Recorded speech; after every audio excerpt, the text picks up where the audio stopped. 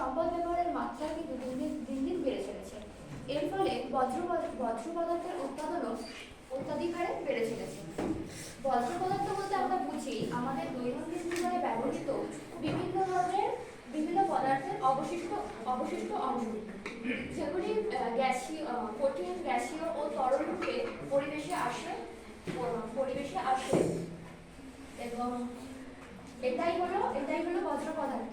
এই সমস্ত বজ্র পদার্থগুলির মধ্যে কিছু যেমন জীব বিশ্লেষ্য পদার্থ আছে, তেমনি অধিকাংশ পদার্থই জীব অবিশ্লেষ্য প্রকৃতির। এই জীব অবিশ্লেষ্য প্রকৃতির পদার্থগুলি দীর্ঘদিন ধরে পরিবেশে থাকার ফলে আমাদের পরিবেশ অনেক দূষিত হচ্ছে। যেমন দূষিত হচ্ছে, তেমনি অন্যদিকে বাস্তুতন্ত্রের স্থিতিশীলতা বিঘ্নিত হচ্ছে। এখন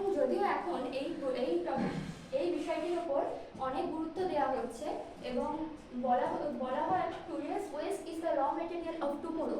এই কথাটির উপর এই কথাটিকে প্রাধান্য দেওয়ার জন্য বিশেষ গুরুত্ব আরোপ করা হচ্ছে।